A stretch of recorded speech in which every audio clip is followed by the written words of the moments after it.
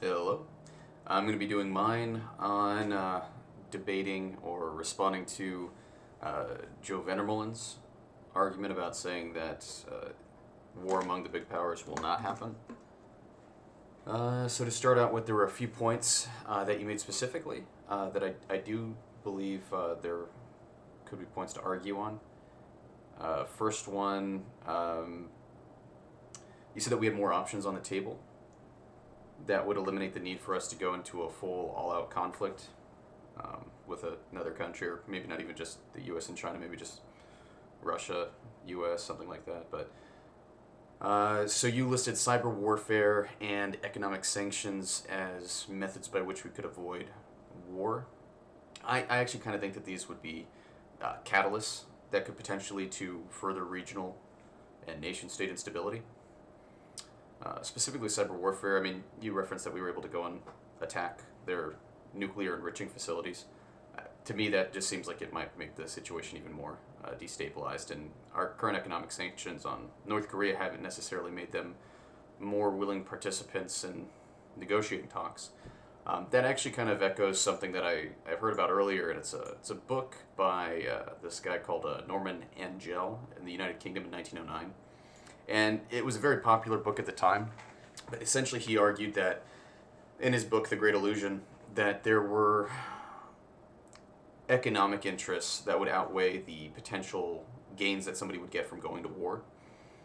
He said that any country would not really want to go and pay the costs of something like that to occur. And he kind of might be right that there's people looking at this from the top down and they say, like, you know, this isn't going to be a good thing. We should just not go to war. It's better for us to have like healthy economies, everything like that. But in the end, he was wrong twice, both of them involving European conflicts as well. And so while I do think that is an argument to be made that we wouldn't be necessarily more likely to involve ourselves in war if an economy is really interconnected, it also is still a possibility. You also then focused on ISR capabilities increasing, and because we know more about what the potential battlefield would be, that we would not have as much of a what-if fear, I believe is what it was. Myself, working in GEOINT for the Army, can tell you that we do have really up-to-date information, similar to what you said. But if anything, it just kind of seems like the more you know, the more ready you want to be. And so I feel like if anything, it would be more of a ramping up effect. And you can kind of see this actually happening right now on the line of actual control between India and China in the Himalayas, in which, I mean, these are just open source pieces of knowledge in newspapers where you can see satellite imagery of China building up very substantially on their side of the border.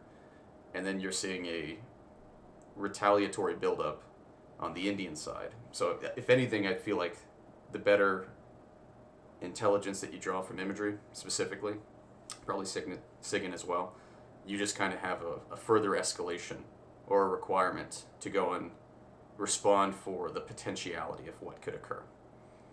And then a third point you talked about was mutually assured destruction.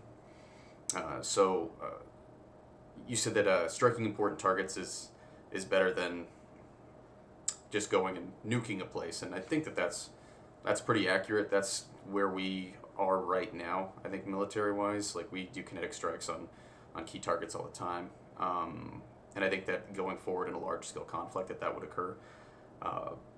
But you did reference that because of other technologies such as MOAB, mother of all bombs, that even if we did enter into a large-scale conflict, it would still run that possibility of the mutually assured destruction aspect of why nuclear weapons don't occur anymore.